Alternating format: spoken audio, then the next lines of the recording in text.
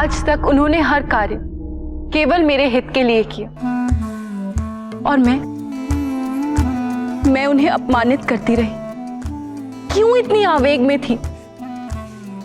पहले क्यों नहीं समझ सकी कि सच्चा प्रेम तो केवल धैर्य से ही प्राप्त हो सकता है। मैं स्वार्थी दाक्षायणी केवल अपने बारे में सोचती रही। कभी ये नहीं सोचा कि उन पर क्या बीतेगी। परंतु आज उनसे मिलने के पश्चात मुझे ये विश्वास हो गया है कि वो मुझे लेने अवश्य आएंगे। आज कोई चिंता नहीं, मन में कोई द्वंद्व नहीं, कोई शंका नहीं, कोई भय नहीं, क्योंकि आज उनके साथ मुझे अपना भविष्य स्पष्ट दिख रहा है।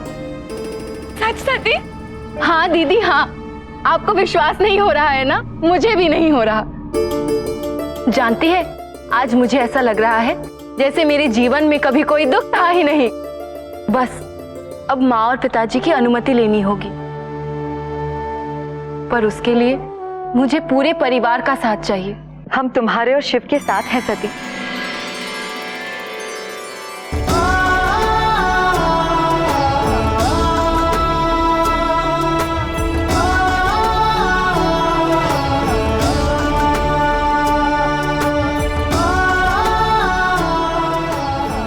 ये सब पूर्व निर्धारित था।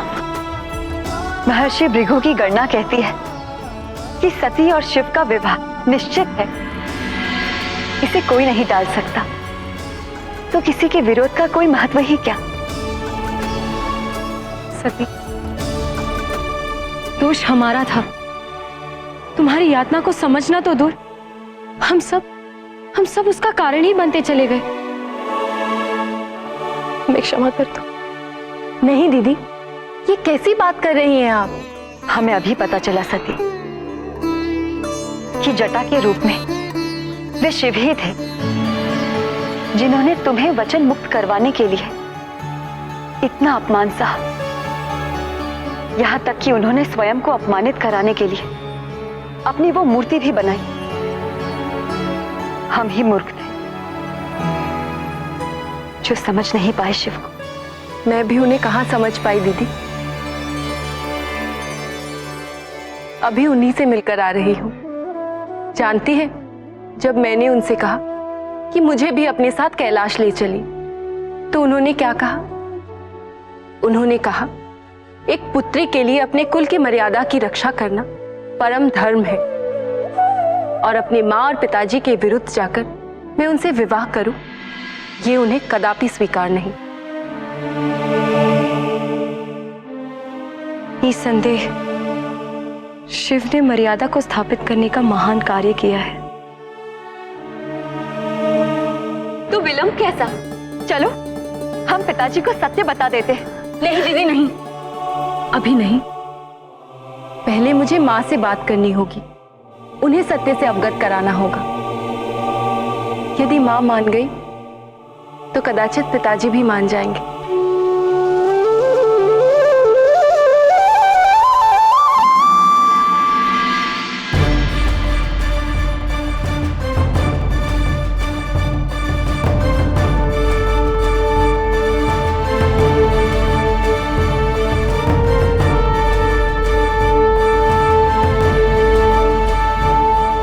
प्रजापति, हमें आपको यह सूचना देते हुए अत्यंत हर्ष हो रहा है कि जटा के रूप में स्वयं महादेव आपके निवास स्थान पर आए थे। हम सभी का आपसे आग्रह है कि आप अपनी यह हट त्याग कर सती का विवाह शिव से संपन्न करें।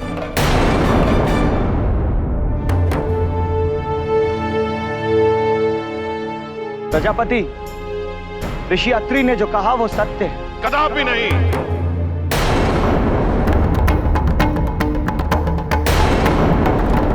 आप सब मेरी अवहेलना कर रहे हैं। शिव ने मेरे निवास पे उस शिल्पकार के रूप में प्रवेश कर मर्यादा के विरुद्ध कार्य किया है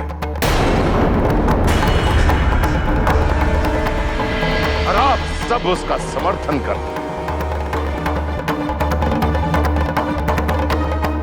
से मैं आपकी मूर्खता समझूं आपका तो साहस।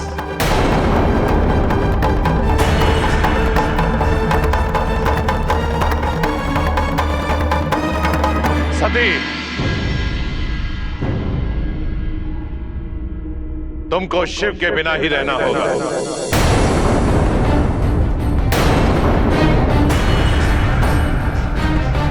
तुम्हारे भाग्य की कसौटी स्वयंवर है।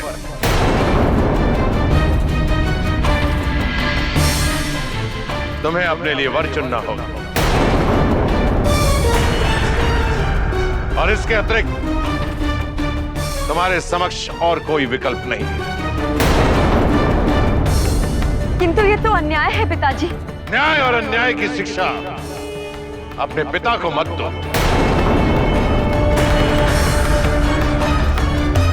तुम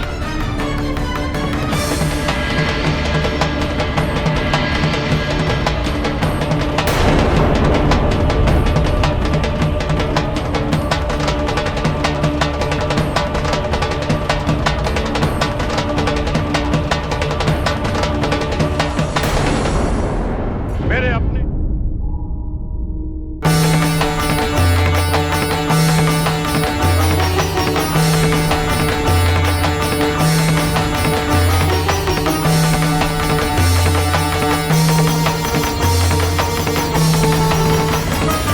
प्रसूति, मेरे अपने हितैषी मेरा विरोध कर रहे हैं।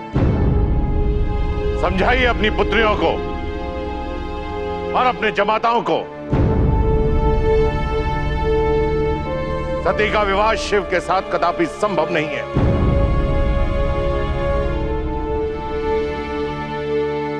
यदि संभव नहीं है स्वामी, तो संभव करना होगा।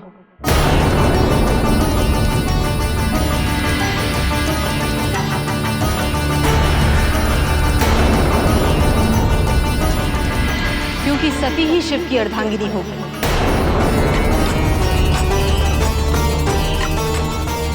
और इस बात का ज्ञान मुझे हो चुका है स्वामी।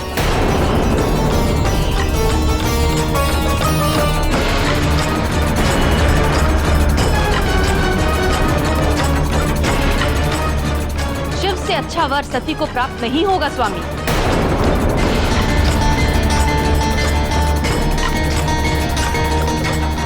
अब इस सत्य को स्वीकार करने के सिवा आपके पास और कोई विकल्प नहीं है स्वामी।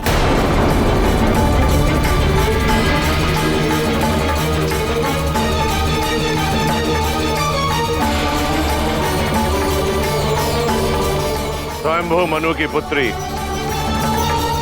कभी भी अपने दायित्व को नहीं भूली थी,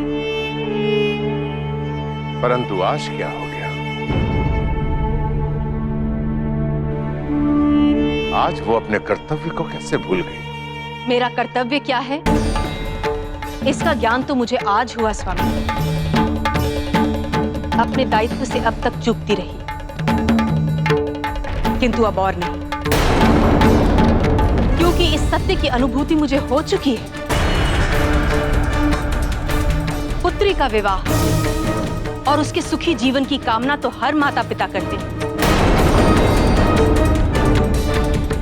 क्या आप नहीं चाहते कि आपकी सती सुखी हो?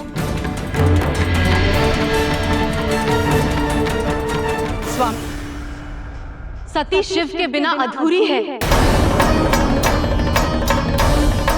शिव की पूर्ति उसके जीवन में कोई नहीं कर सकता स्वामी।